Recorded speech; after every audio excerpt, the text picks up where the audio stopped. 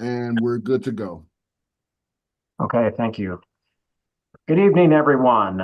This is a meeting of the Citizens Advisory Committee for Capital Expenditures. We're good to Today is February 12th, 2026. In first order of business, I just want to welcome everyone to this group. I know it takes a lot of time and effort on your parts to participate, and I want to thank you for your volunteer to be here. We have a lot of material to go over, as you'll find out soon, and I did want to introduce myself. My name is Paul Payne. I'm the budget director for the city of St. Louis, and as such, in that role, I also serve as chair of the city's capital committee. And with us also today is Richard Bradley. He's the president of the Board of Public Service for the city. That department is in charge of engineering for the city, managing projects and such, and keeping an inventory of our city's capital needs. And so we'll be going over those materials shortly. One thing I did want to do is point out, if you haven't reviewed some of the materials that were sent out earlier, you can. I was going to pull up a couple on screen just to share with you if I could. And we'll talk about a few of these right now. So share.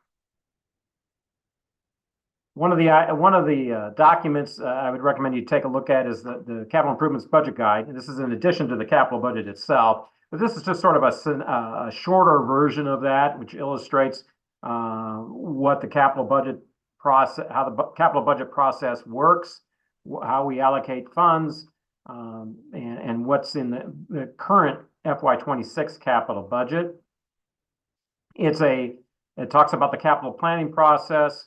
As also, and this is one thing I'd like you to consider when we talk about capital projects, within the ordinances of the capital budget, we emphasize what type of things that we look at when we try to evaluate whether, given our limited funding, what projects to provide funding for. And some of those you can see on this very second page of this guide. Capital improvements that foster St. Louis goal of preserving and improving municipal buildings. Foster fiscal stability and soundness, things that foster its infrastructure. Also, if there's any savings from operations, those are the kind of things that we try to maximize efficiencies in operations from capital investment and indoor operational safety. We also, of course, have to pay for certain obligations under our lease debt service agreements that we have outstanding, which you'll see in the capital budget. There's a significant portion of those. And then we also, as Rich can explain, when it comes to streets and bridges, we receive a lot of funds from the federal government and through the state, which we try to maximize matching funds for. And these are projects that may be paid for every dollar we put in, we get $4 back. And so that is something, obviously, that's getting bigger bang for the buck, that we want to maximize those opportunities. Of course, we're also required to fund certain mandated obligations, particularly with the ADA compliance and those type of things, which you'll see in the plan. And then, of course, we've got a big, long list of equipment replacements. Rolling stock, as we refer to it, is basically our service trucks and things like that we want to be able to fund. But this document has a lot of that description in there, and it tells you where we've allocated for the current fiscal year, and it just talks about the budget process. So if you haven't, it's online, and I also circulated out to you. So if you haven't looked at that, I would do so. And before getting into the actual other documents I want to get into, we are going to be planning on meeting for the next several weeks at this same time. Hopefully, it's a good time for you all at 5:30 on Thursdays. So I'm trying to limit the meetings to an hour and a half tops, so we don't go over. Occasionally, depending on the subject matter, sometimes we might be a little short, but the future meetings, I do expect to have other departments coming in and presenting on some of the subject matter. Next week on the 19th, we do have our first one is going to be on streets, and so we should have some people talking about streets and bridges and stuff like that. But we continue that for the next few weeks into March, and then we'll conclude with some sort of assessment of what your inputs are and go from there. The role of the Citizens Advisory Committee is basically to take information from you as citizens scattered throughout the city and give the capital committee some your input on what you believe should be some priorities on capital investment. Now, as we talk about this, you'll see readily that obviously the needs are much greater than the revenue we have available. But we do want to take into account those needs that you think that are important. And that information is then funneled up to the capital committee. And the capital committee deliberates itself, and then it too is an advisory body, but it advises both the Board of E&A and Board of Aldermen, who ultimately have the responsibility of appropriating the budget. And the budget is submitted, it's a parallel process with the operating budget. It will be submitted to the Board of E&A in April, and then the Board of Aldermen receives it, and they have 60 days prior to the start of our fiscal year, which is July 1st. So that's the timetable we're on. So I hope we can enjoy these next few weeks with you all and go into some details on what our capital needs are in our structure. So what one of the items I'd like to pull up now is basically before we go forward, I wanted to go back, and I have a history. Is that on screen right now? Good? Okay, great. And what I did was, before we always talk about what we're looking forward to in an FY. Pardon me, Mr. Payne, could you enlarge it just a little bit? Yeah, sure. Thank you. Yeah. Of course, I enlarged it, and it gets too big. By the way, all of these documents that I'm going to be pulling up will be posted online and underneath the agenda. They're actually there now. So if you want to download it afterwards, we can do that. You can do that on your at your leisure. But where I was going to go is, before we start talking about next year, which is FY27, I thought it would be good to have a history of our capital improvement allocations going back 5 years, because we usually look up ahead 5 years. I wanted to go back 5 years. And so what this does is go back to FY22 and forward through FY26 of our capital appropriations. And you'll see it varies by amounts. We've had we had a supplemental appropriation in FY22, and we also had a supplemental appropriation in FY23. And we had a bond issue in FY23 as well. There may be a bond issue this year as well, which we can discuss at a future date. And then you can see the FY24, 25, and 26. It includes all of the capital appropriations by department and category. I've also included under separate from this process, there were a lot of appropriations via ARPA funds. I've included those here as well, just so you know, just gives you context about the overall capital appropriations over the last 5 years. So it puts it in some context. You will see in our current capital needs inventory that some of these things, some of these items are ongoing. So let's say whether it's rec centers, or let's say pool renovations or things like that, where the original need may have been $5 million. We've contributed $2 year to date, and so it continues. So there are things that we are doing on a year by year basis to try to address, because we can't do it all in 1 year. So you're going to see some recurring projects on the current inventory, but I just want to let you know. But this is a handy reference for you all, just in case you want to look back over the last 5 years and see how funds have been allocated. And then I see it in the chat, project completed, FY23. Yeah, FY22 and 23. Yeah, this is the appropriated amounts for those years.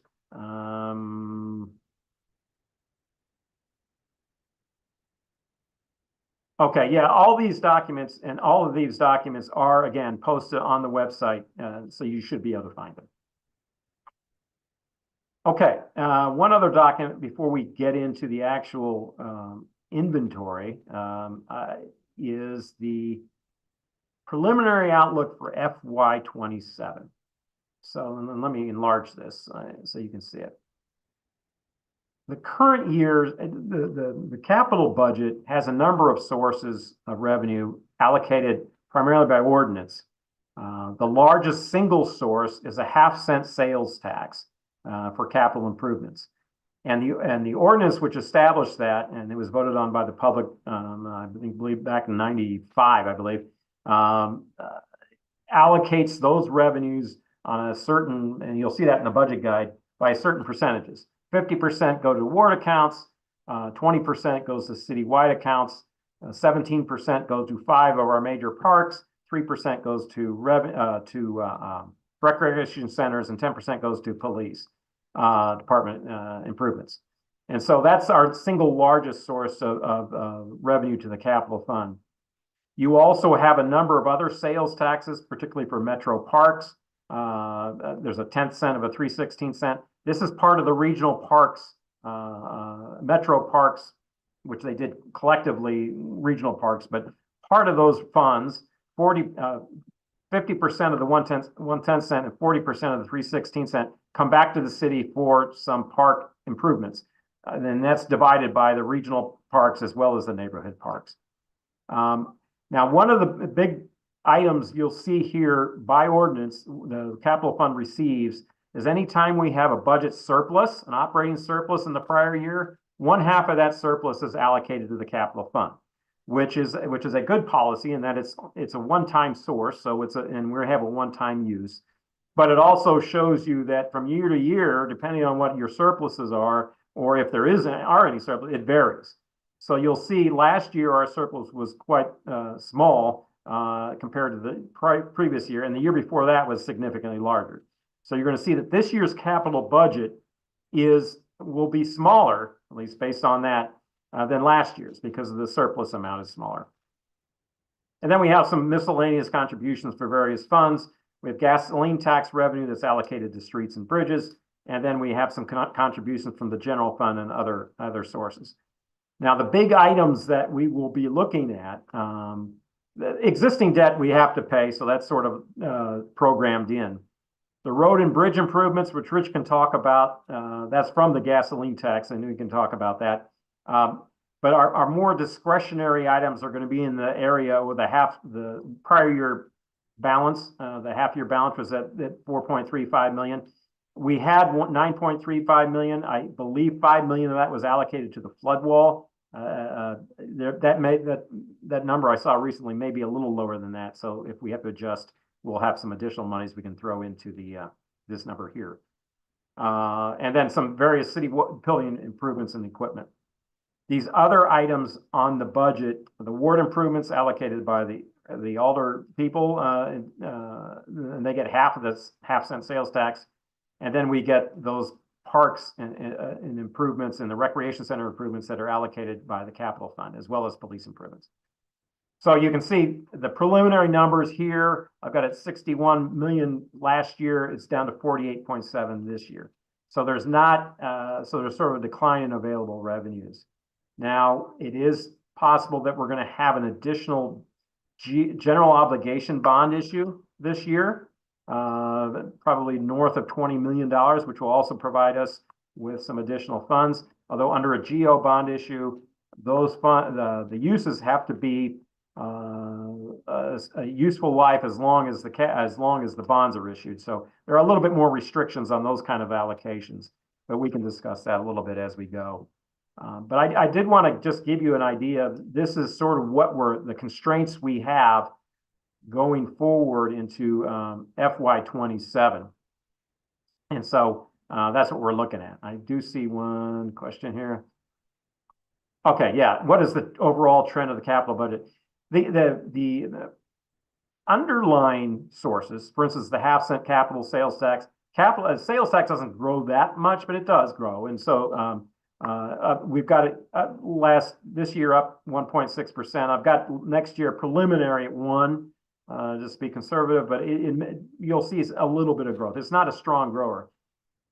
But as I mentioned, the big variable in the budget here is the surplus money. So if the surplus in the prior year is smaller, our budget's going to be smaller for capital. And that's just how that works.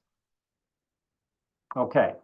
And I don't see any questions there. So so that's what we're looking at for next year. And what we need to look at from that point. So now you've got the restraints on how much we have in revenue. So what are the needs?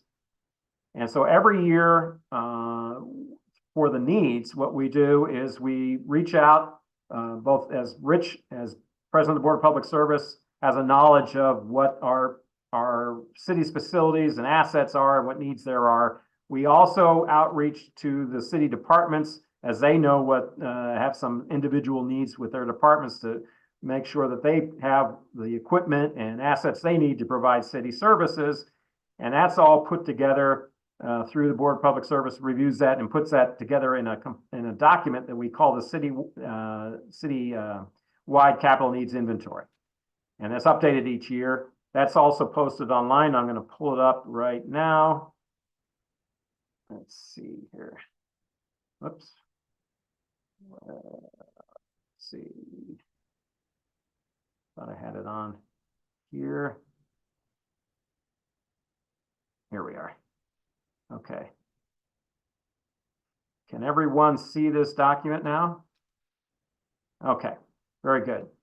All right, so this is the capital improvement needs summary that is always that we put together each year. And as I mentioned, we're going to be having a number of meetings over the next few weeks to go over these various categories. You can see it's streets, bridges, parks, fire, police, corrections, other, and city vehicles. So we'll be going into those categories over the next few weeks to discuss them in detail.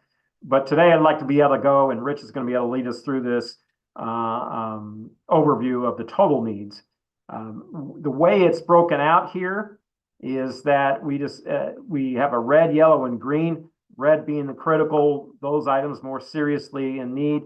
There's a needed column, and you can see that it's not typically as critical, but is needed. And then we have those things that are identified as desirable. And the total needs of 461 million, of which 225.8 million are identified as critical. Now, when I went over this a week or so ago with the capital committee, I've noticed that over the years, since our funds are limited, sometimes things migrate over to the critical column simply because they know if it's needed, desirable, we don't have enough funds, and generally it's not going to be considered if it's not even in the critical column. So just keep an eye on that because just critical needs alone are just way more than we have available. So, but it's just something to keep in mind when you go through these. So what I'd like to do now is hand this over to Rich Bradley, who can walk you through some of these details of each category, and hopefully we can get through it. If there's any questions up there, again, I think what we'll do is we'll pause after each category and we'll address any questions that might come up along the way. All right. So, Rich, do you want to take it away from here? Yes, sir. Good evening, everyone. Thanks for the intro information, Paul. It puts a lot of narrative around what we're trying to do here with particularly $225.8 million in critical needs. And we're talking about pairing up about $40 to $50 million worth of funding to take care of those. So a couple of comments that I want to make up front and just make sure everybody is on the same page with us is that we walk through the critical needs, the red critical needs only, simply because there's nowhere near enough funding to fund those. And so to get into the needed or desirable category would just be simply daunting and not productive for what this committee is going to help the capital committee and ultimately the capital needs inventory with. So a couple other things that I want to point out too that are pretty important to understand. There are requirements for us to do certain things by ordinance. And so I'll talk about those as we walk through those. There are requirements that we have to do as far as replacing equipment. So, for example, much of the equipment that is in the critical need of this list is well beyond its useful life. If a piece of HVAC equipment has a 20-year useful life, generally before it makes the critical needs portion of this list, it's well over 2 times its useful life. And what happens is we maintain, my staff for facility maintain these pieces of equipment as long as they possibly can until they can't buy parts anymore. There are some pieces of equipment, for example, that we actually make parts to. And we need to replace those obviously because that is for the operation of all the different facilities and buildings and so forth. You know, same thing goes for bridges. The useful life of a bridge is about 20 to 30 years. We have a bridge on the inventory tonight that we're going to talk about for replacement. It is 104 years old. So before we get down to these things, we literally get our money's worth out of them before we're going to replacement. So let me jump into this. So this is by category A through H. I'm going to start with streets. And what I'm going to say, category A, if you'll pull that one up, Paul. Thank you. So category A and category B, there's something very important to understand about both of those. And that is that we apply for Transportation Improvement Program grants through East West Gateway, our MPO. In fact, we just turned in 4 grants this year for items that are on this list.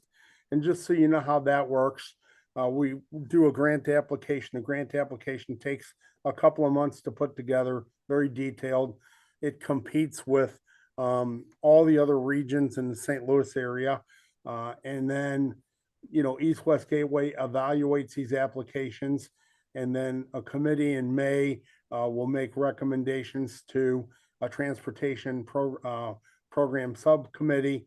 And then there's a public meeting of East West Gateway Board in June. And then the advisory board will make the awards in July. So final awards are usually in August. So it's a year-long process almost once you turn in these applications. And we turn in applications for everything that we feel like we can, for every category that we can. And why we do that is because these grants pay 80 cents on a dollar, 80 cents federal funding, 20 cents local match share, which we come up with. And all of our large projects, generally streets and bridges and so forth that are applicable, we get grants for, and that saves us a lot of capital funding that we can use towards other things. So that's one thing I want you to keep in mind. The other thing that's extremely important is you're going to see on this list of streets, there are a number of items that are highlighted in blue. So per ordinance 71882, the complete streets ordinance, which is effective August 31st of 2024, a complete streets advisory committee was created and tasked with mobility related responsibilities. One of their tasks is to make recommendations to the city's capital committee on transportation mobility related projects and for inclusion and prioritization in our capital improvement plan. These recommendations shall ensure that planned improvements prioritize vulnerable users, pedestrians, children, elderly, low-income residents, those with vision, hearing, and mobility disabilities, and people of color. The second thing is the need for the improvements to fulfill mobility goals and implement the city's transportation and mobility plan. And number 3 is to address the rate of fatalities and injuries as shown in the city's high injury network. So these items that are listed in blue here are these items that were recommended this year by the Complete Streets Committee. So let me start on this and walk through these. The descriptions are going to be very brief, but I hope to give you a flavor for what these projects are, and then we can stop after each section and I can try to answer whatever questions you might have. So ADA transition plan implementation is a $3 million ask from the Complete Streets Committee. There are no specific projects that are highlighted in here simply because my staff will work with the office that David Newberger runs, Commissioner, and we will come through and do projects that have been recommended in the ADA accessibility plan, which we have put together within the past couple of years. We have funded about $6 million to date on ADA transition projects. We have a lot more to go. And so this is one that definitely is critical to us. David would probably say, you know, if we could get $20 million this time, it would probably be a good thing.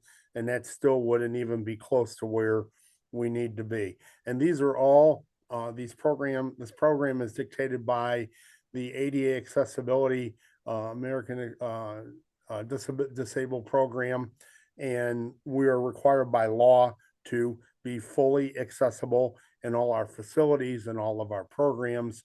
And if we're not, we are subject to the United States Department of Justice coming in and basically telling us what we need to do and how we need to spend our money to get there. So we have a plan. We're working on it. We're working towards it. And that is a lot better than where we were a number of years ago. So big, important project there. The next one on the list is River to Pier Boulevard improvements.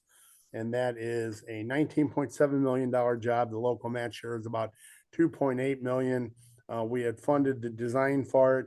We also funded about $650,000 last year.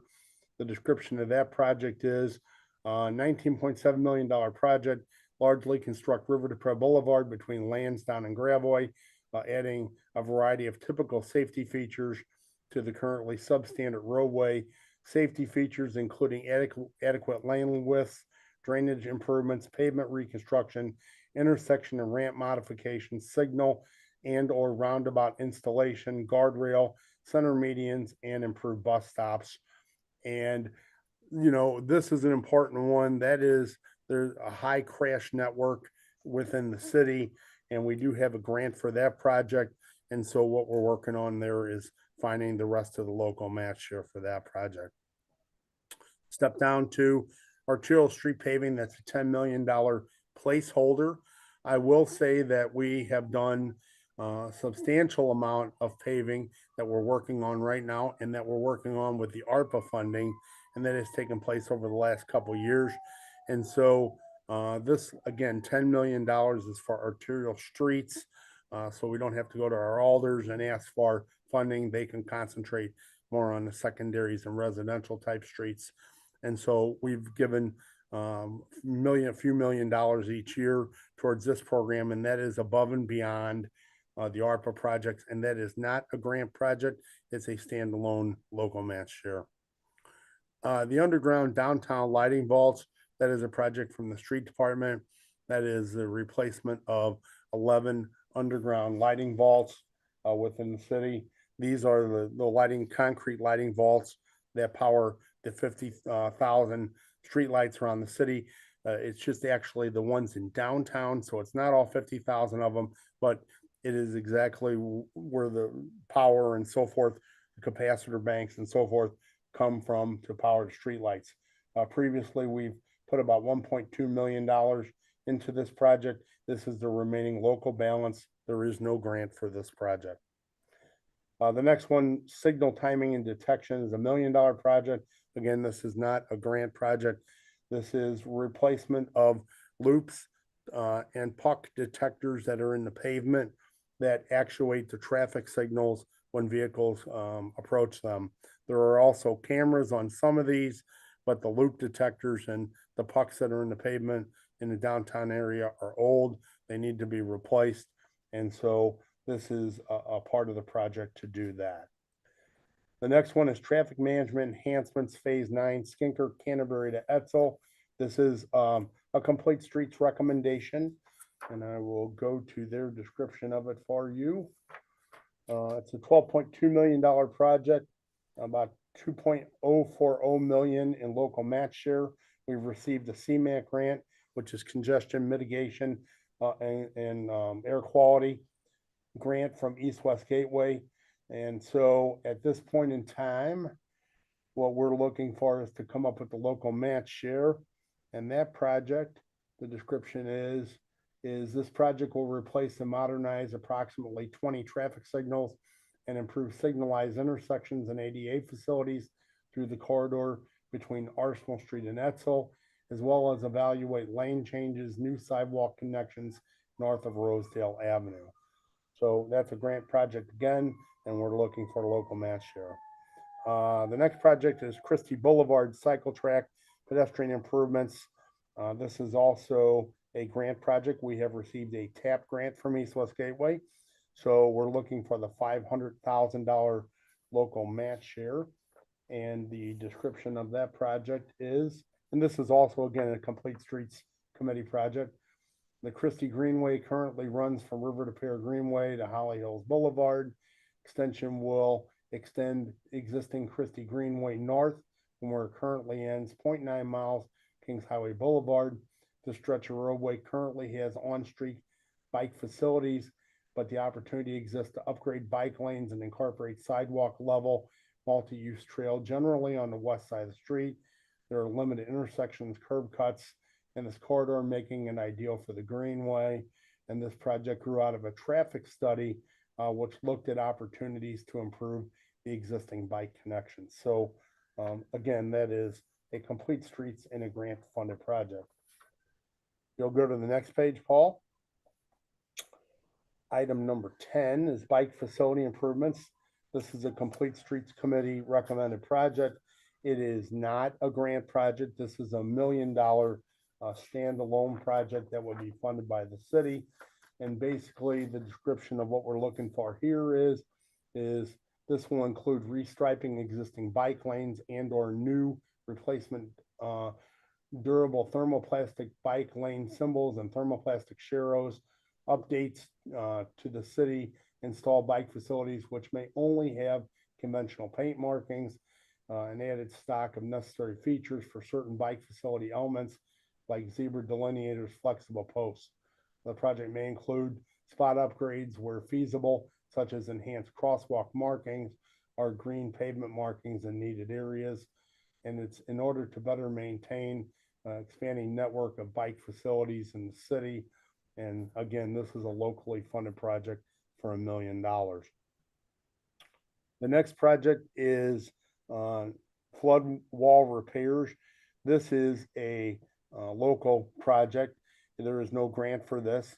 What this is repairs to the city's flood wall system as required by the United States Army Corps of Engineers in order for us to be included in their flood insurance and flood protection program. And so the street department oversees the maintenance of the flood wall, but this is much more in detailed construction or repairs to the flood wall than would typically be handled under the street department. It could be the monitoring wells. It could be the gates that are throughout the flood wall system. It could be concrete repairs to the wall system itself, but there's a whole myriad of repairs that have been looked at and discussed with the Corps of Engineers, and that is a $5 million ask. The next project on the list is the Lindo multimodal improvements, and that is a grant project. We have applied for a TAP grant. We just recently applied for it, a $3.1 million project with a $620,000 local match share. The transportation and mobility plan lists this section of the street as a potential lane reduction to street design framework. The pavement is also in poor quality, and the design will include a protected bike facility, safety improvements, bus stop upgrades, and the preliminary conceptual design has been completed through a ward capital funded traffic study. So again, we're looking for a local match share of about $620,000. And then finally on the list for streets is traffic management enhancements phase 10. And so that is $11.2 million project. Again, a complete streets requested project. 2.2 million is the local match share. Recently just applied for a CMAQ grant through East West Gateway. And so the description on that is traffic signal replacement and fiber optic signal interconnect on South Kings Highway between McCree and Schollmeyer. And again, looking for a local match share of about $2.24 million. So let me take a breath and see if there's any questions on those projects. See one in the chat. Okay, yeah, this question is, if I understand it correctly, the match isn't budgeted until a grant is given or not? So the problem is that we are on this schedule. We are on a schedule of applying for grants. And as I mentioned, the grant schedule, we just applied for the grant. We won't know until August. And so if you weren't to match up the local match share now, assuming we received the grant, you would miss an entire grant cycle doing this. Now, the question always comes up is, well, what if we program a local match share and we don't get the grant? And that's a great question. And so at that point in time, we would come back to the capital committee and we would ask for an addendum or a change, if you will, to reprogram that funding for another project, usually within the same family, whether it be streets or bridges, and see if we can match up and pick up something else with that if we don't get that grant. But as I said, we have a long history of applying for grants. Theoretically, it would go just the other way if you received the grant first and then you could not come up with the match funding for it, then you would lose the grant and East West Gateway would be less apt to give us one in the future. So this is the preferred route to take. Yes, I have a question, Mr. Bradley. Yeah, go hello? ahead. Yeah. Oh, yes. Go ahead. Who is it? Two questions. The first question is, who is it that does an assessment in regards to what is considered to be critical? Is it somebody that comes from public service, or is it done in-house by the department head? Secondly, the tornado damage many of the easements and sidewalks in North St. Louis with large stumps and sidewalks just completely destroyed, but I've seen that it make the critical need. Is there a reason why that didn't constitute something critical for the community? Yes, so there's two things that go with that. So first of all, the critical needs are a culmination of two things. It's the operating departments, along with ordinance requirements, which I mentioned, along with an engineering review by my staff. And that's how we determine what those needs are. And again, going back on streets, where we get a grant that's 80% funded and we receive 80 cents on the dollar, that helps us to meet a number of other requirements as well. As far as the tornado sidewalks go, I'm going to tell you that we're working on that now with St. Louis Development Corporation. There will be a survey done in that area, and there will be funding that will be provided from it from I'm assuming another revenue source that they have earmarked for the tornado damage, which is not in this particular capital needs list. And so I know my department will be very involved with replacing those sidewalks along with street department. I think, the big idea there is the trees and debris get down and get out of there. The work on the buildings, the private property happens, and then we start putting the sidewalks back when, that work is relatively completed. So new sidewalks aren't damaged, but I can assure you that is underway. But based upon your assessment as it stands, that didn't meet the critical need budget for those particular projects, right? So right. So what I'm saying is the sidewalks from the tornado are from a whole different funding source. So, and a different program. So that's why they're not here. It's being handled through a different program. Yeah, those funding needs to date from the tornado are much larger than anything we've got here in the capital fund. That's going to be a much larger projects to deal with than just this capital fund. And I would say also, while, just to add on to that the funding, whether it be city funding, state funding, FEMA funding, or whatever, all those things are being taken into consideration, as far as restoration of the tornado damaged area. And this is just our basic citywide capital where we allocate funding on a normal basis. So again, like Paul said, that is a much larger pot of money, pots of money, and scope of work than what we have here. Okay, I got a couple more questions here. Are projects descriptions provided? Do we have project descriptions that we could also download, or is that? So we may. Complete streets, right? So we may. I think all the complete streets ones are already there.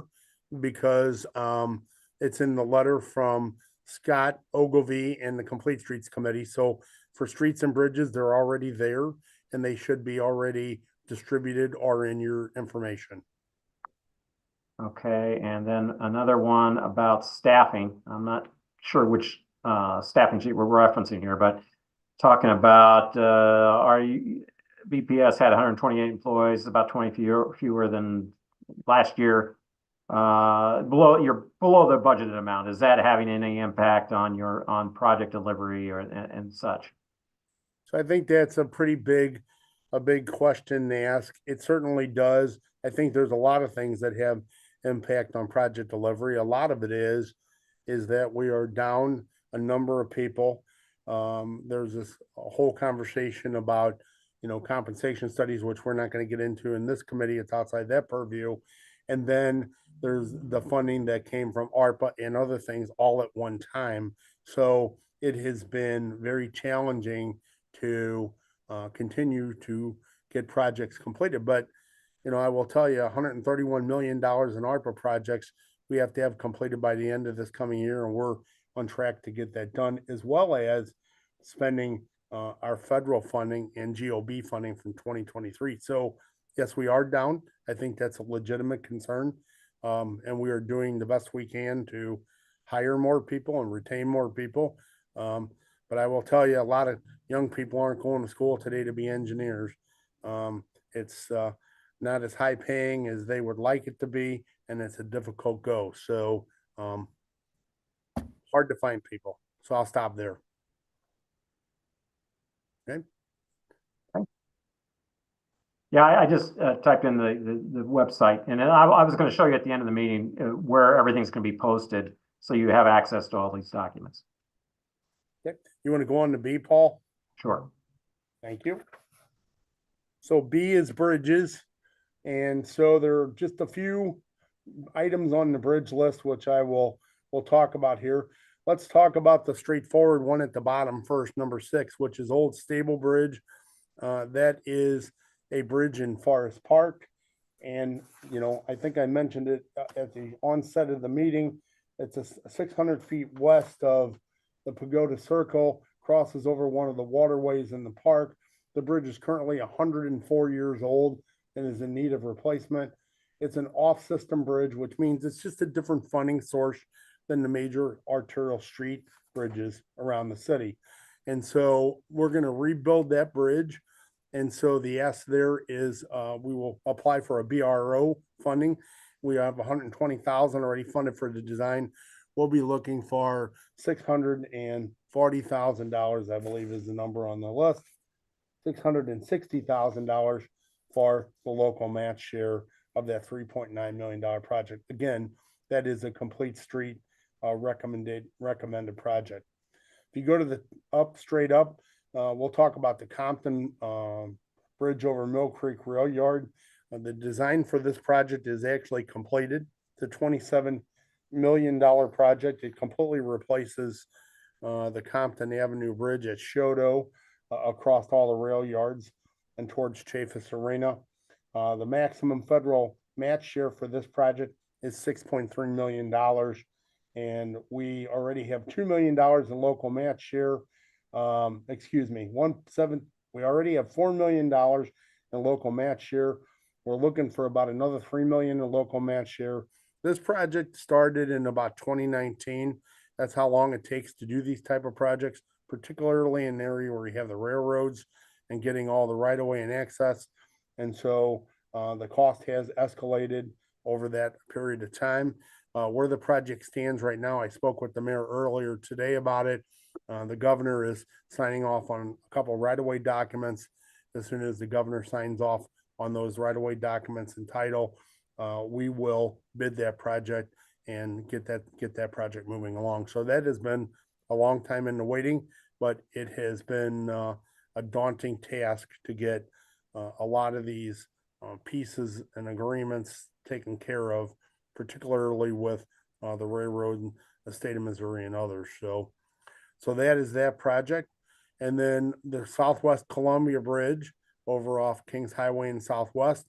That is a a $9.1 million project. That is a grant project.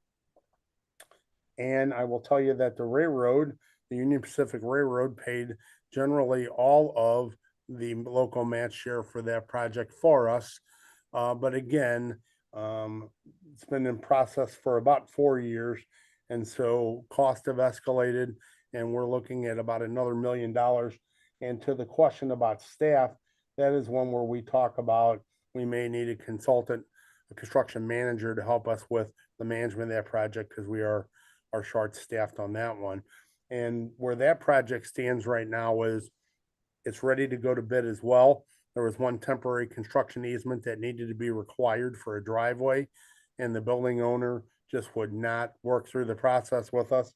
We had to file for condemnation. We got through the condemnation. The judge found in our favor. Now we're just waiting for the judge to tell us, the courts to tell us what we have to pay the owner to remove and move a driveway on his property. So again, another project ready to go, another big project, big bridge project. And that bridge was somewhere around 90 years old, those two bridges, when we started this project. So I'm going to stop on bridges. Any questions on bridges?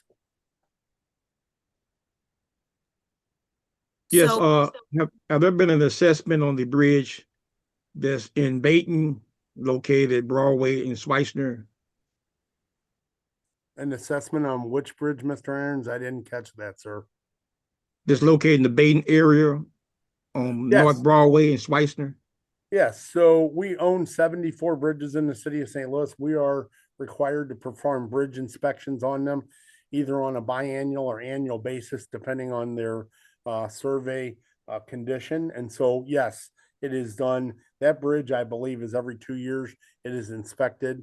I don't have the list directly in front of me, but it is not critical need to replace that one. If you do need a project manager for that last bridge, I guess that's not incorporated into the cost at this point. If we do need one, well, we're gonna wait and we're gonna see how staffing looks at that point in time and when it hits. And then that would be incorporated into this additional $1 million we're looking at here as a critical need. Okay. Yes. I also have another question on the bridge projects. Will it get more expensive as time goes by if they're not completed now? So yes, it will. Just like everything else, the cost inflates over time. But generally, once we get a construction contract and we're locked in, that helps mitigate those type of things. Of course, you can always have an unforeseen condition, and the cost of that might be depending on whatever, whatever you find and whatever time frame has occurred since then. But yes, it is in our advantage to get them out to bid with the numbers that we have as soon as possible, and that's what we're trying to do. Okay. Okay. All right. You want to go on to C? This is Parks, Recreation, and Forestry, and there are a number of notes on these which tell you what they are. And so I don't know that you really want me to read through all the notes on you in the interest of time. What I can tell you is that Soulard Market, we'll walk through, and Soulard Market is a $3 million ask. Currently to date, we've provided about $5.7 million in funding, and a number of needs have happened down there, from roofing to tuck pointing to electrical to plumbing to doors and other things that are on that building. This is the remaining ask for that building, and then again, it's for roofing and gutters and all those things that are in the note area of this ask. And so that building, it has received a substantial amount of work over the past 3-4 years, which it had not previous to that.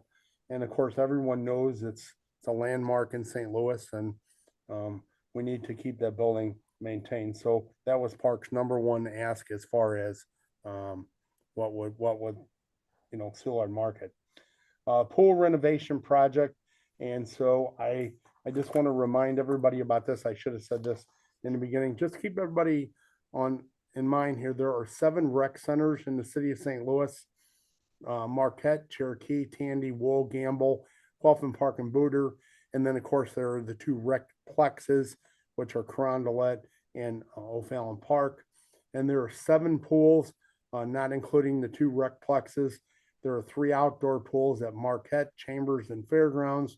And there are 4 indoor pools at Tandy, Wool, Cherokee, and Coffin Park. So the pool renovation project here, there's a remaining ask of about $2.5 million. We've already put about 3.5 million into pool renovations. Parks is saying this should be the final ask. And really what the pool renovations does is it's mechanical, piping, concrete work, tile work, lighting, return lines, pumps, all kind of things that keep those pools operative. And again, they've been working on a number of the pools with the 3.5 million that we've put in previously. The next item is Barrett Brothers Park Comfort Station. This is in Barrett Brothers Park. And this building is actually condemned and needs to be torn down and replaced. And so, you know, we're estimating that it's about a $1.7 million ask to remove that building, abate it of any hazardous materials, and design and construct a new comfort station within that park for the residents to use. The next item on the list, the O'Fallon Park YMCA parking lot repairs, $750,000. If you're familiar with the O'Fallon Park Rec Center, the asphalt parking lot falls into rain gardens. It's a sustainable feature. The parking lot has a lot of holes in it. It's very beat up. It's crumbling at the edges. And so we're estimating $750,000 to prep and repave that parking lot. The next item is repair and replace glass block exterior walls at the Wool Rec Center, $3 million. The Wool Rec Center on North Kings Highway.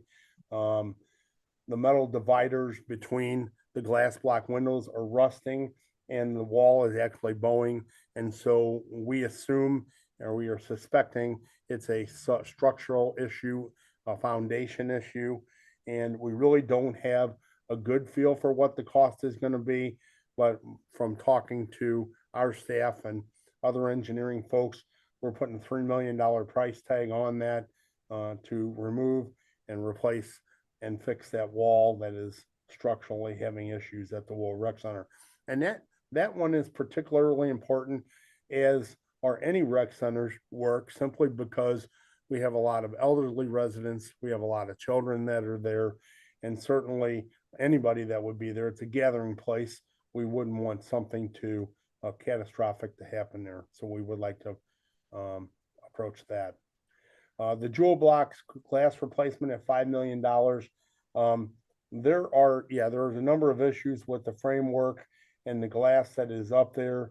You can read the notes on this. I will also tell you that as part of the tornado damage, a lot of the glass was broken up there, but with the requirements of any insurance that we would have had, our FEMA requirements, we were allowed to replace glass, not structural systems that hold glass. So the glass has been put back, but again, another issue where you're talking a very aged building needing some structural type repairs where the holds the glass in. Drop down to the Carondelet Lao House in Carondelet Park. That's a $3 million ask there. That is a very historic building in Carondelet Park. It was fire damaged. The Carondelet Park Advisory Board, as well as Alderwoman Schweitzer, have been working diligently to find grant funding to match up and help repair that historical building. This $3 million ask would repair the fire damage to that building. Currently, it is fenced off and it is not usable in the condition it's in. So the answer is either we would fund the renovations for it, the organizations would come up with some type of grant to repair it, or the building would need to be demoed. And I believe at the moment, the drive from everyone is to try to save that building. The next one is Clifton Heights Park Comfort Station roof and deck replacement. This is very similar to Barrett Brothers Park. Comfort Station in Clifton Heights Park. The building is condemned, needs to be torn down.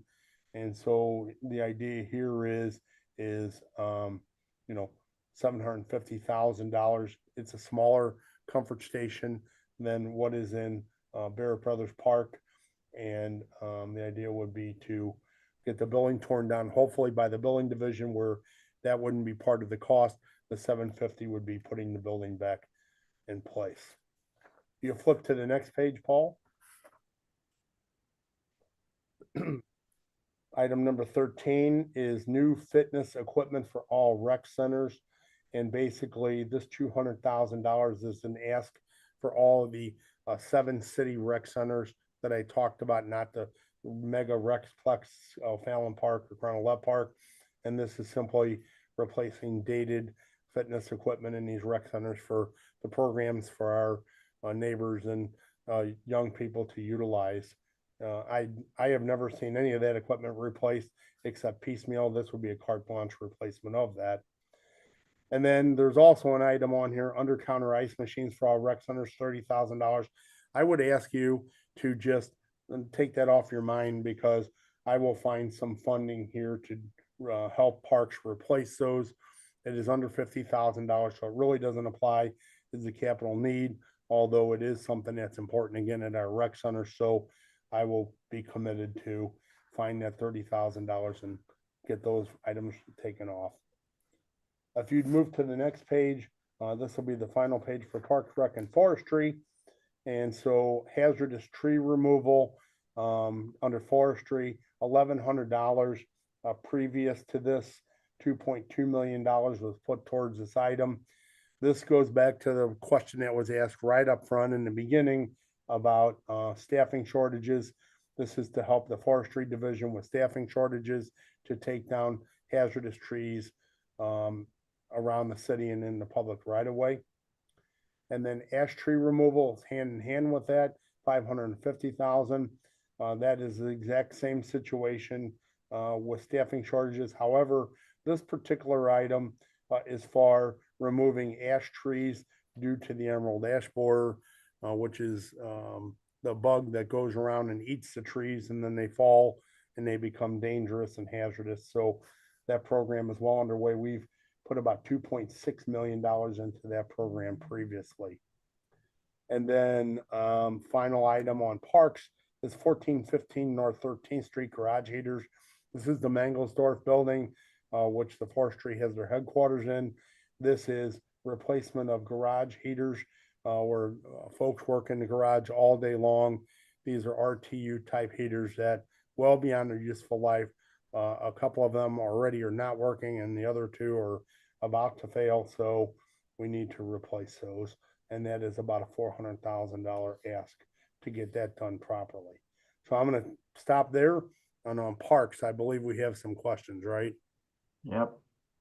Let's see. Is the $5 million for Jewel Box total project cost, or what the city is being asked to fund along with Forest Park Forever? So that's the city's ask. I'm not aware of what Forest Park Forever would be asking. That, the Parks Department is going to make a presentation to this committee. So that would be a good question for the Parks Director and the Park Commissioner. Is that part of their ask? But that's a good question. I don't have an answer for it, but be a great question to ask them. Their capital needs list requested $5 million from this body. The next question, how is the Lyle House used? I've never seen anyone use that site. I'm wondering how it's critical. So I'm just going to say that I live in the neighborhood by the Lyle House. I don't know how it is used. I can't speak to that. That would be something that the Crown Left Park Advisory Board or Alderwoman Schweitzer would need to answer. The reason it becomes critical is twofold. Number one, it's a historical structure. It is the oldest frame structure of its type in the city of St. Louis. And number two, it is right now, it is fire damaged and it is teetering on the brink of not being a safe facility in a public park where you have a number of people. So the conversation has to be, we either renovate it or we demo it. And so you know, right now, the neighborhood, the park, the Cronella Park Advisory Board, the alderperson would like to save it. They're working on grants. You know, the question becomes is if the capital committee doesn't fund it and they don't get a grant, then, you know, I guess the question will go to the Parks Department and those folks about what's the next step. I don't want to go down that road too terribly far because it is certainly not my decision, but I would tell you it's one way or the other. Either it needs to be renovated totally, which is a $3 million price tag, or it needs to be demoed. Otherwise, it's a public safety issue. The next one, do we get ROIs on these projects to help us determine prioritization? So here's the thing about ROI that I've said for many, many years. So return on investment is if you have a project that still works and you just want to get a better efficiency or so forth on it, you're going to do an ROI to make sure that it's a replacement, not a repair. Most of these things are so far beyond their useful life, as I said in the very, very beginning, it is either operational or it's not. And so we don't go through very detailed conversations of ROI simply because most of these things are at their failure mode, have failed, will fail, or are about to fail. And so that's how they make the critical needs list. Now, if we were going to do a desirable item or possibly even a needed item, I could understand that conversation much more in detail than these items that are here. And we have in the past on some of these. For instance, I know with the street light conversion to LEDs as well as traffic light, there was a program with the state, and we identified utility savings, and we utilized those savings to finance the purchase of the replacements and such. So it does have a role there in particular projects. Okay. Okay. All right. You want to go on to D, fire department? I had one question in regards to parks. The stumps that's in O'Fallon Park and Fairground Park, many stumps, and as we know, they actually are trip hazards and have the ability to be able to draw a lot of pests. Is there a reason why those stumps did not reach the critical need to be removed from those parks? So I don't have the answer to that question, but when the Parks, Recreation and Forestry make their presentation, Mr. Anzel, I would certainly ask that question. I don't know the answer to it. I know they were doing stump removals because there was actually a company that was doing them. My assumption is they're just behind on them because there were so many trees that were damaged. But I would ask you to please hold that question for that department. Okay. Okay. You want to go to D? Okay. So D is the St. Louis Fire Department. And as we look through this, there are approximately 30 fire stations in the city of St. Louis. Most of them are 1800s vintage stations. And the last time that any of them had any work done to them was in the late 80s, early 90s. So the first item on the list is HVAC plumbing upgrades and all fire stations, $2.2 million. This could be mechanical, electrical, plumbing upgrades. Keep in mind that fire individuals live in these houses 24 hours a day, 7 days a week, 365 days a year. So it's just like living in your house at home. And, 3 different shifts or whatever shifts they run. All these things are pretty well worn out and dated. We've done a lot of work to many of these systems. We've had plumbing leaks and electrical issues, but mostly HVAC problems. And so this would take a whole look at those 30 buildings and see what their needs are, prioritize them, and then work down a list of about $2.2 million. Again, it's more or less a placeholder, but we feel like it's a pretty good number. We've looked at it a couple times. We could even break this into pieces and start doing some funding on some of these rather than just all of them.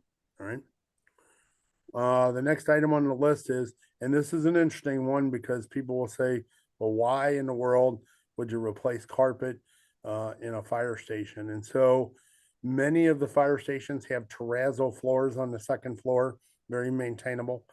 Many of them have heavy duty vinyl tiles on the second floor. The remaining 16 that are on this list are roll stock carpet.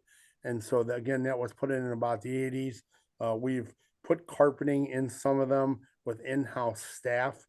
And generally what the issue is this, is the carpeting does not come clean anymore. It's dirty, some of it's moldy, but what it really presents is a trip hazard. And so if you think about this, a 2-story fire station at nighttime, and you have a call and someone wakes up and they're making their way to a fire pole or a staircase and they trip over an edge on a carpet, the idea here is to take all that carpeting out, which probably should have never been put in there in the first place, put down vinyl tile, and then make it very maintainable by the firefighters so they can mop and clean and keep it within reason of what they need to do. So, and then the next item on the list is the training tower retrofit. The training tower for $500,000 is at the corner of Jefferson and Cass. This is the fire department's major training facility. The tower opened in 1990. It needs to be renovated in order to be able to burn fires in it. So new fire proofing and blocking. It needs new burn and rack cages for live fires. The heat sensors are all need to be replaced. They're not currently burning fires there.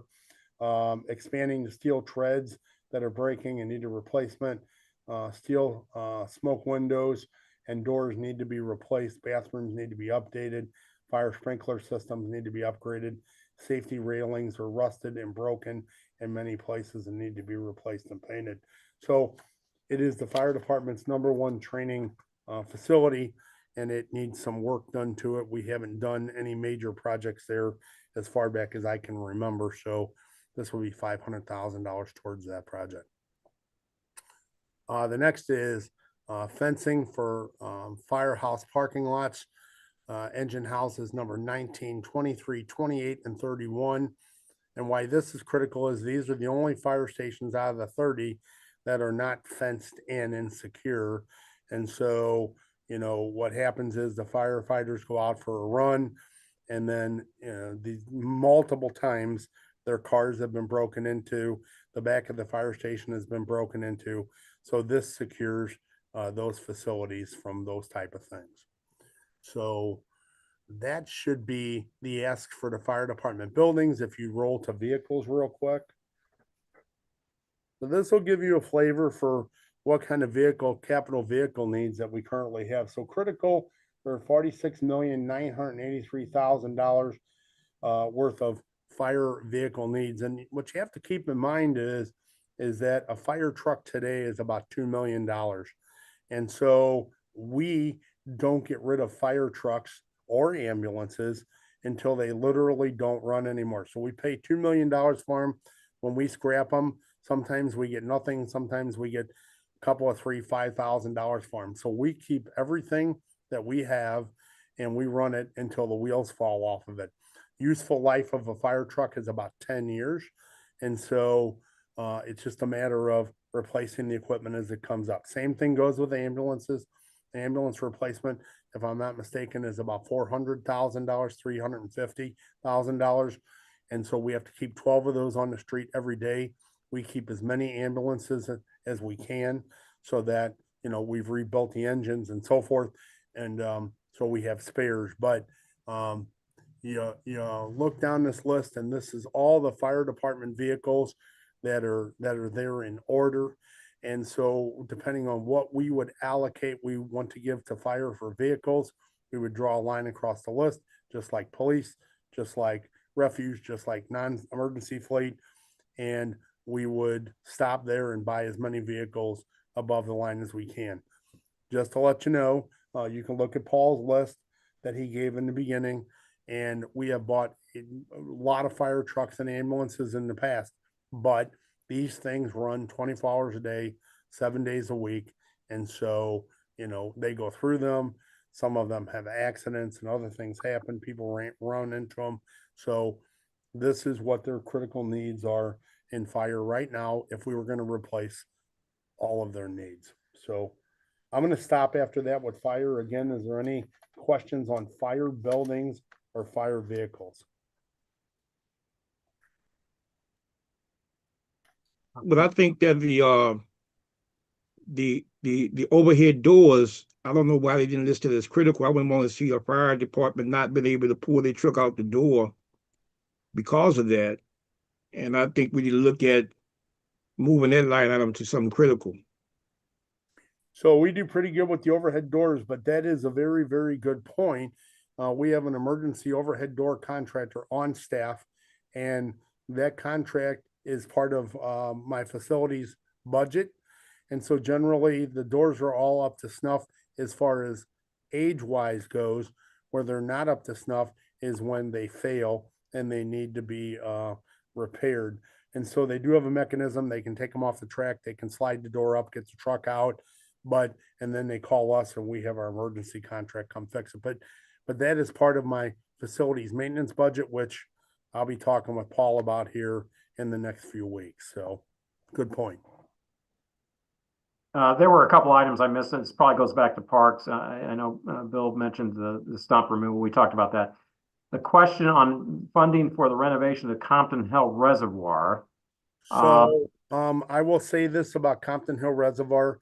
So the Compton Hill Reservoir is owned by the Water Division. The Water Division is an enterprise account, just like the airport is. If you will notice, there are no funding items for capital for either the airport or the Water Division on this list. This is everything except the enterprise account. So I can't speak to that one because it's not under my purview.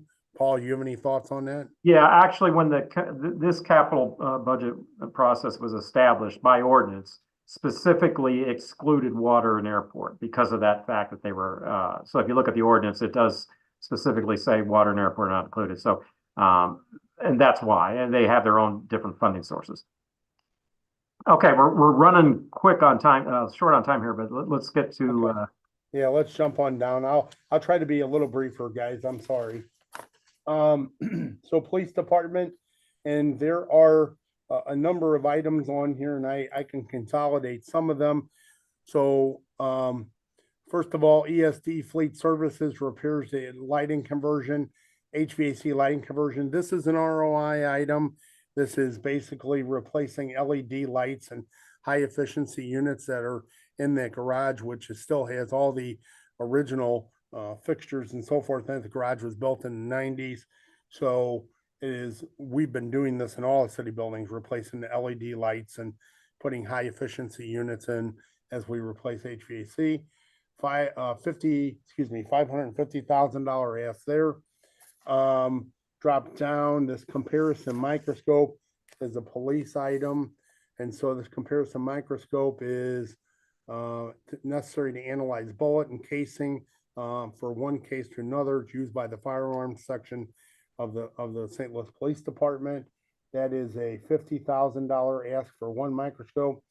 The gas chromatograph spectrometer, that is for the drug section to analyze various controlled substances, identify chemical substances, and determine if an individual violated the Missouri Controlled Substance Law.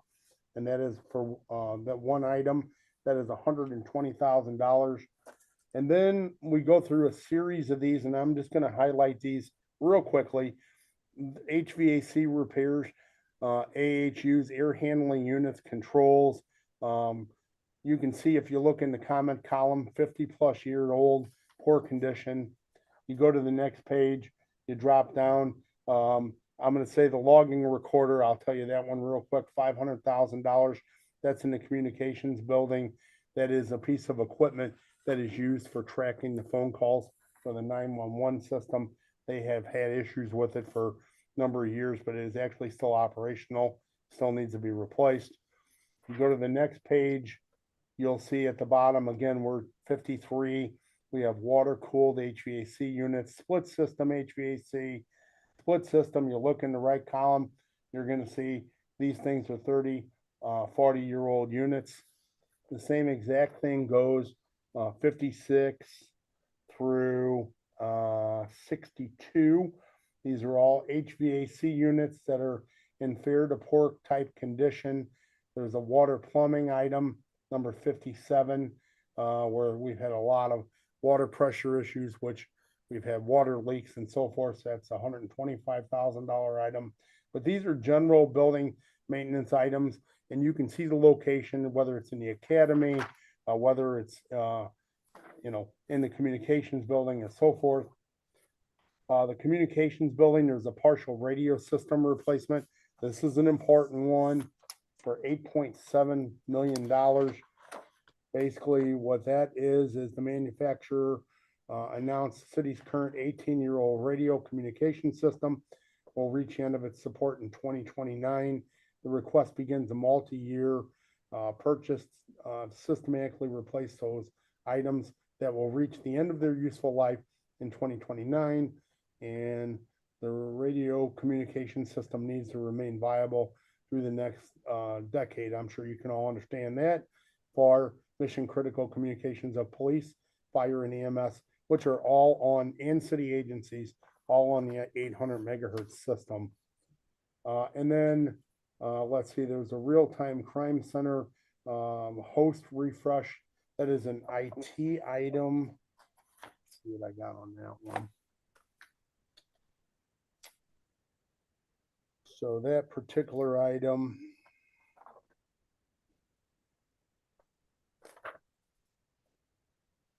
is this is a host refresh that serves the real-time crime center. So for all their software switches and so forth, this is an upgrade to the real-time crime center that was built about 10 years ago. And that one is $108,000.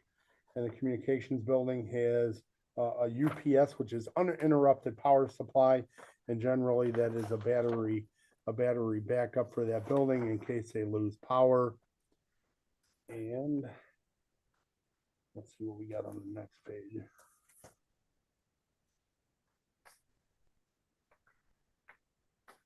We have vehicles on the next page. So the police vehicles, $3.5 million critical, $5.4 million needed, $9.6 million desirable. And the reason those numbers are relatively low is we had recently bought about 103 Tahoes, police vehicles for the police department. So we have been very diligent through funding sources. Again, you can look on Paul's list and you can see what we have previously replaced there. So let me stop with police. And so before someone asks the question, because you may, and it would be a good question, I'll just kind of head it off at the pass. Yes, they are back to state control and they have an allocated budget. And at the moment, we are still maintaining everything that we previously did with vehicles and buildings. And we're just keeping very close track of it. And that will all be worked out by the budget division and the police department as far as what their requirement is and what we have spent on them. And Paul, you might want to comment on that. Yeah, no, that's still a work in progress. So because and a lot of those operational considerations we worked out with along with the budget process as it unfolds in the next couple of months. Okay. So is there anything on police? I don't see anything there. Let's move Yes, on. are you suggesting, Paul, that there's a possibility that the city might be reimbursed on some of these critical needs? Well, on what Rich was referring to is we are the city is currently providing services, and there's going back and forth between services that we provide the police department, and in this year's budget we actually budgeted that as an internal service, in which they pay back what we services we provide. And so, and to that extent, now that's on the operating side. That's not on the capital side. Capital side is a little different issue, but that's what he's referring to. All right, you want to go to F? So F is corrections and other public safety.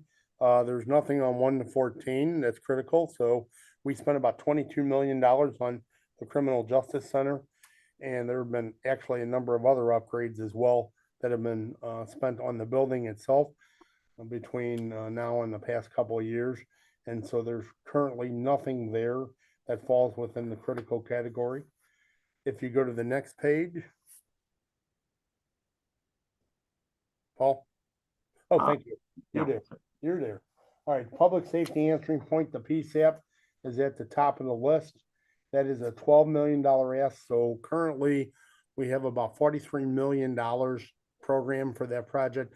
It is in construction. It is about 35% complete. The vast majority of the funding for that project is ARPA and ECO-DEVO funding, economic development sales tax. What's left is about $12 million. Of that, about $9 million is radio, is in technology and dispatching systems inside the building, and $3 million is the remaining construction cost. And so that building will be a state-of-the-art best management practices 911 center for police, fire, and EMS when it is complete. And if I didn't say it, it is located behind the fire department headquarters at Jefferson and Cass. You want to move on to the next page? Oh, let's stop on corrections, public safety. Anything on that?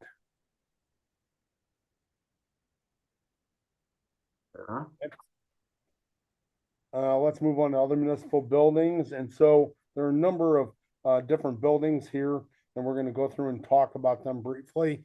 I'll just give you a little highlight here. Keep in mind, City Hall is 128 years old. The Civil Courts building is 96 years old. The Carnahan Courts building is 90 years old, and 1520 Market Street is 66 years old. So all these buildings are relatively older facilities, right? So the first 1520 Market is upgrade electrical switchgear, $1.8 million. That is original switchgear to that building, and it's reached its useful life, and we are having issues with it. It's giving us signs of failure. So it's something that if it goes out, the power to the entire building goes out. So that is a critical need. Streets and traffic, Hampton Avenue, $350,000 for a generator. That building has never had a generator before. It is the command center for all snow call type activities and things of that nature. And so the ask is $350,000 to put an emergency generator with that building so it operates in and during a power outage. The next one down is communications division. This is again as an air conditioning unit. That building has to be at least 50 years old, and this air conditioning system that is in there, condensing units, so forth, all original to the building. We have worked on it. It is in dire need of replacement. This again is the Mangelsdorf building, replace makeup air systems in the office area, just like the garage heaters down there. When we acquired that building 15, 20 years ago, the equipment that was in it is what was there. It is due for replacement, and that is the forestry headquarters. The medical examiner's office, which is just across the street from City Hall on Clark Street, is requesting $75,000 in security upgrades and cameras, door locks, and so forth. That building is manned 24 hours a day, 7 days a week. And so they would like some increased security around their building for their folks that are there. And then City Hall, this building has a multiple different types of roofs on it. We're asking for about $3 million to do vast roof repairs. We chase roof leaks around this building like you can't imagine, and that would help us to establish some programs to fix larger areas as opposed to simply patching when a water leak happens. Go to the next page. This is one that's been on the list for quite a while. This is the Civil Courts building. This is in the basement. The toilet room ventilation, $900,000. The reason it is critical, it is a code requirement that it is vented to the outside. And so there is no simple way to do that. I understand that for one restroom, that is a lot of money. And we've looked at every opportunity in the world to get that resolved. But other than short of closing the restroom to make it code compliant, this is what would need to be done to get proper ventilation in those toilet rooms in the basement. The next is Civil Courts building new water supply. $900,000. The water supply to the civil courts building is original. Again, I mentioned to you that the civil courts building is 96 years old. We had a failure at the Carnahan Courthouse and juvenile courts within the last 7-8 years, and they created a lot of damage and a lot of issues for those buildings. We are trying to be proactive and replace this water service before it fails. And at 96 years old, we've had leaks in it. We know it's going to fail. We like to replace before it does. 10 and 11, the civil courts building. What I will tell you is that building is grand and glorious. It has beautiful face panels on the outside that are made out of stone. Those face panels are all held on the building with steel straps, and they're structurally connected to the frame of the building. Many of those steel straps have rusted. Those face panels have moved.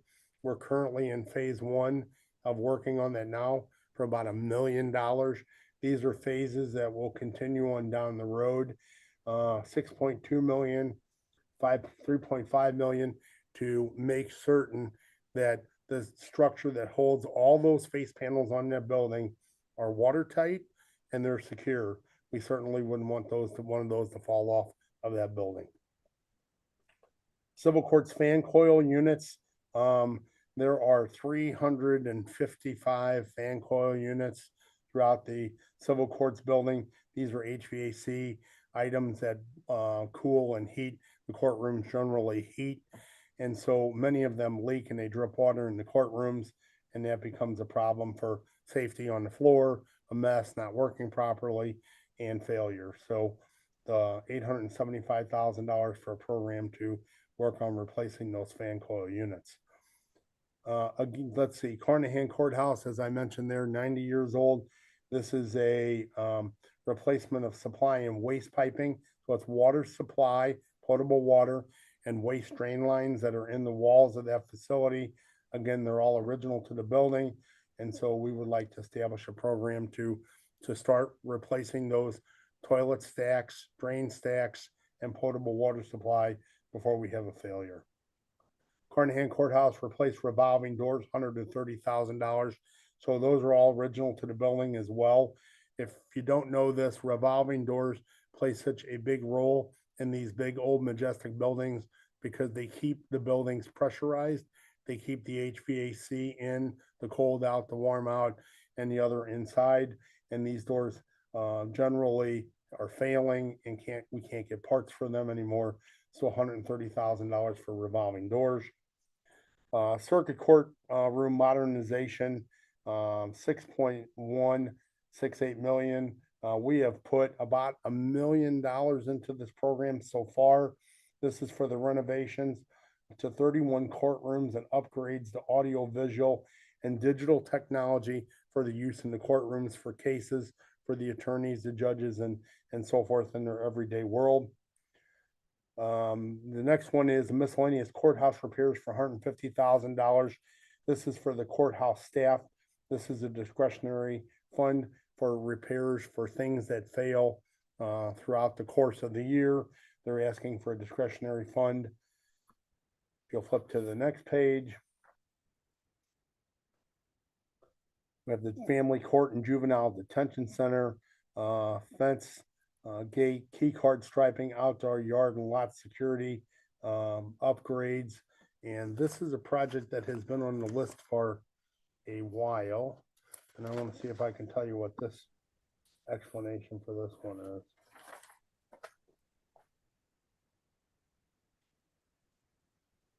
So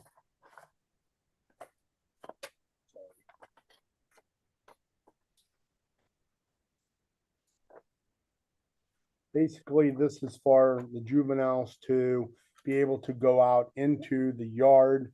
It's for the parking lot security of the facility. It is all the items that are needed to make that happen. Gate fencing and key card systems. The family detention, juvenile detention center, doors and locks residential unit.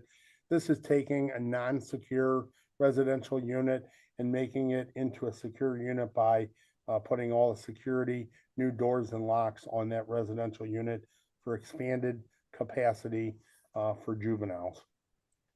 And then We drop down to ITSA, and this is first is switch network recapitalization, prior year request.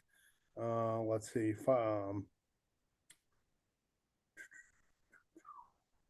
city network upgrades required to accommodate new server technologies and remove restrictions on the service. Project will leverage city fiber to reduce reliance on the switched Ethernet services provided by vendors. And then the next item is Hyper-V server replacement. And that is, let's see. Give me a second here. Try to get the right one for this one.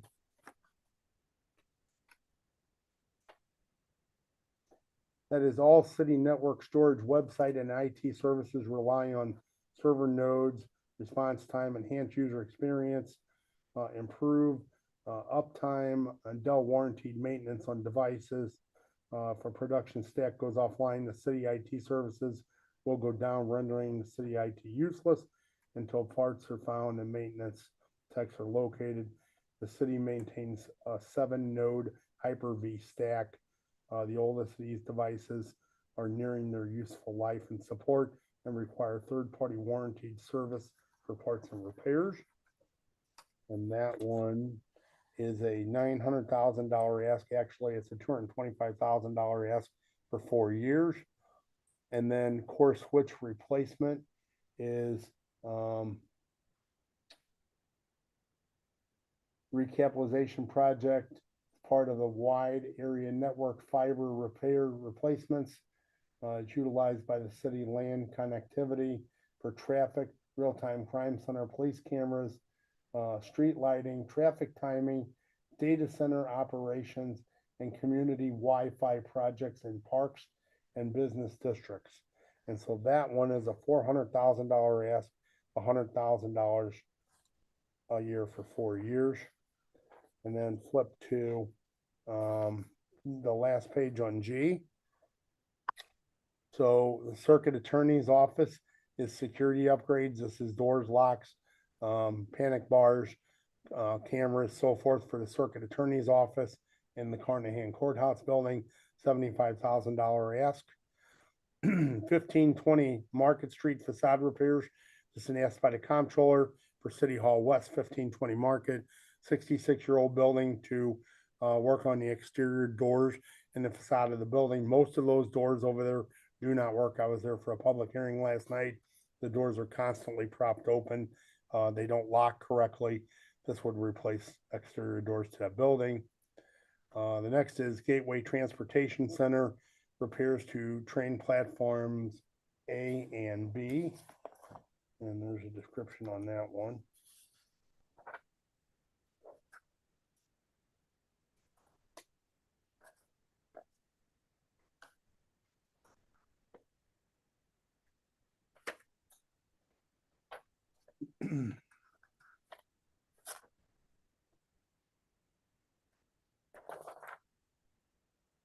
Okay, this is a safety-related project to repair Amtrak passenger walkways and platforms.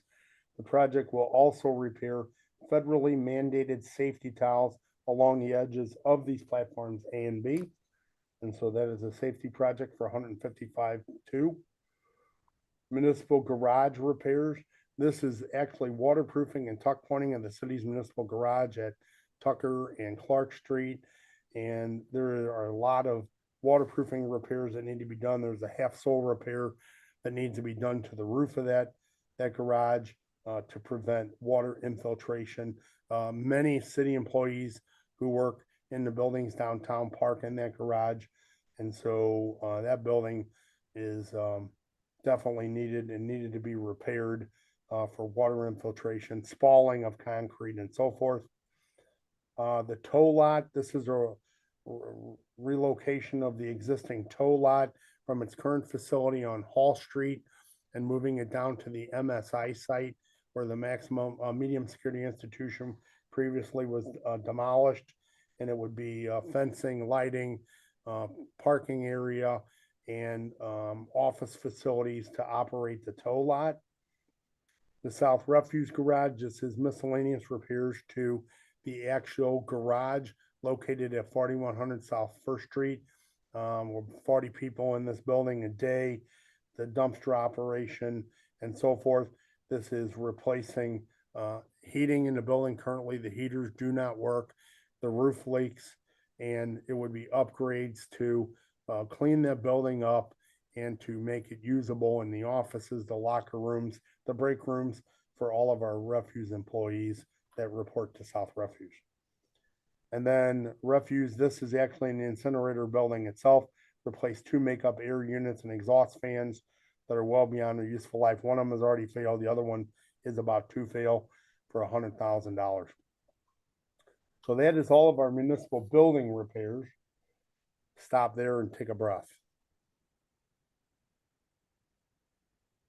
They're running just a little long, so we got what, one category left? Yeah, the last can be Briefly. pretty quick. So we have 2 items that are left. We have H1, which is city vehicles, which is all city vehicles other than police and fire and refuse. And so again, the critical needs there are about $42.5 million needed, 5.6 desirable, 14 million.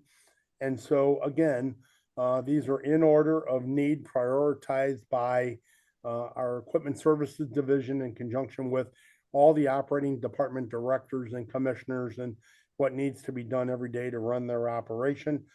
The capital committee will allocate a dollar amount to this, and a line will get drawn across, say for example, 8, 9, 10 million, 4 million, whatever works out to be in conjunction with what all the other needs are. And the equipment services division will work with those operating departments to buy those vehicles that are above the line.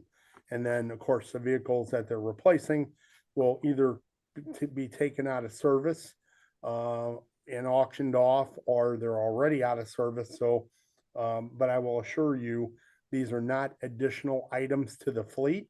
These are replacements of existing vehicles that we have. So in order to get an additional item to the fleet, the chief of staff for the mayor has to approve each and every vehicle that would be an add-on. So that doesn't happen often. In fact, it doesn't happen at all for the most part. We take vehicles out of the fleet more than we add on to them. And then the last sheet is H2, which is the refuse division. This is all our refuse vehicles, whether it is actual cart or alley trucks that pick up the trash. $3.2 million in critical needs, $4.4 million in needed, 5.5 in desirable. And so again, today we keep approximately 50 trucks on the street every day, and that is a hard thing to do. But just like fire, we are exactly the same. We keep refuse vehicles, the trash trucks themselves, until they just don't run anymore. I will tell you, I believe the oldest truck in the fleet right now is about a 2009, and we're still using it as a backup. As you know, I have a garage that they work 3 different shifts there from 5:30 in the morning until 9:30 every night. And the idea is to keep as many refuse trucks on the street as we can. But again, when the capital committee allocates an amount to refuse trucks, and those refuse trucks again are somewhere in the $500,000 range, if I'm not mistaken. Looking on the list, see if I can grab one off of here real quick. Oh, they are about $400,000, $365,800. And so they, you know, relatively expensive vehicles, not quite as expensive as fire, but we'll draw a line and then we'll buy everything that is above those critical items on this list. So let me stop there and see what questions at the end we have on anything that we covered. Yes, if there's any savings, you know, from the budget, are those reallocated to something else, or is it just added to the next year's budget? So are you asking if we do a project, are there any of these projects that will cut down on our budget next year? Yeah, I think you mentioned about the vehicles. You don't think that all the vehicles will be approved? And if so, would there be any savings from those, from the vehicle critical needs? Would they be added to next year's budget, or would that revenues be allocated to some other portion of the budget in a need category or critical need category? And would the advisory committee be made aware of that? So I would tell you theoretically, yes, there's always a savings when we buy a new vehicle, but what you have to remember is generally, in order to reap the whole savings across the board, you need to be caught up with the fleet. And so just like any of these other things, LED lights or HVAC systems, when we go through this, Paul will ask me all these questions, and my facility staff and my equipment services staff during budget hearings about, well, you just received $3 million in vehicles. Well, what did that save us? Did it save us on any parts? But what you got to also keep in mind is we have about 5,000 vehicles in the city's fleet.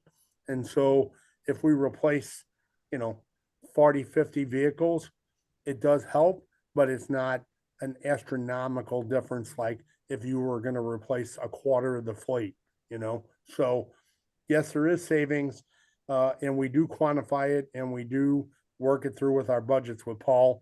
I don't have any information on that here, though.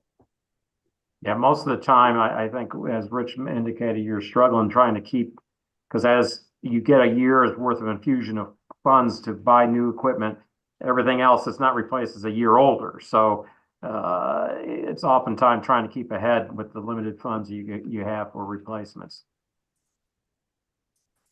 And that's again one of the reasons why we keep vehicles till the wheels fall off them, because a brand new vehicle may be running first thing in the morning, and an operator may bump into something, or somebody may bump into them, or hydraulic fails, and so we still have to pick up the trash, and so they'll come back and they'll grab one of the reserve units, and it may run for 2 hours, but long enough to finish their route, and that's what we're hoping for.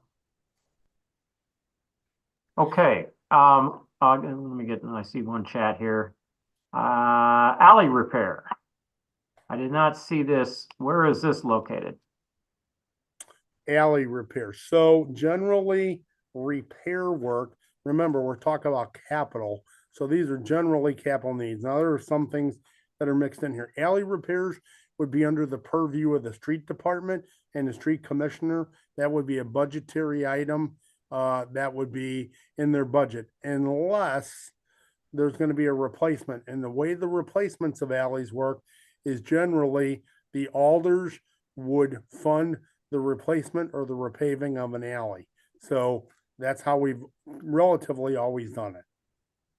Yeah, and for those who aren't familiar, there's something called the program called the St. Louis Works, which is funded through utility taxes, a portion of the utility taxes which are allocated on a ward basis. That typically, as Rich said, historically, that's been how that's been handled. I noticed, Kayla, you had your hand up.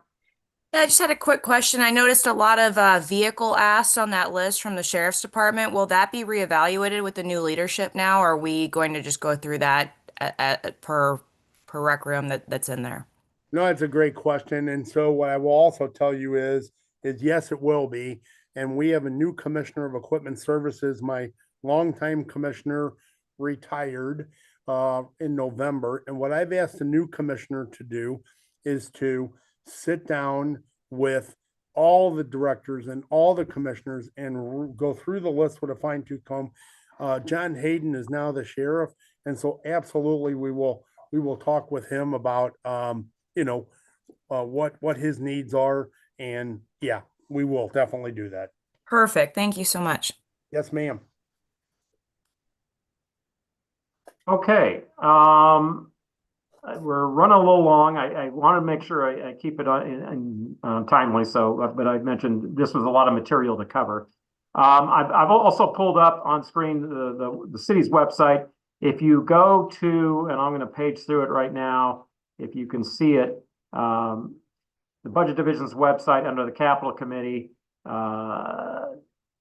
you will find under the meeting materials for this meeting, you will find all the items that were attached that we went through this evening. And this is how we'll load them up each time. So you'll be able to reference these items on the website. And I'll stop sharing. And so Paul, go ahead. Could we find the ward capital budget in the same document you just got through showing on the same website? You're saying the ward capital budgets? Yeah, the money Those that's allocated. Yes, to the if you wards. go to that same website and you look at this year's capital budget, it will have the ward budgets in it. Great, thank you. Okay, sure. All right, unless we have any other questions, I really want to thank you for your patience this evening. I know we went a little long. We had a lot of material to cover. We have, again, next week, we will have our first of our detailed meetings, and that's going to go into the streets category and get a little bit more of a deeper dive. I think on the 26th, we're looking at bringing parks and fire in. So just to give you an idea about the next two that we can look into, but we'll go a deeper dive into both of those categories. So without any further delay, again, thank you again for your participation, and we'll see you next week.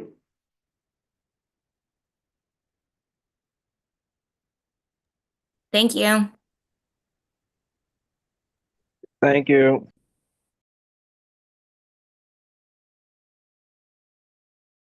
Thank you.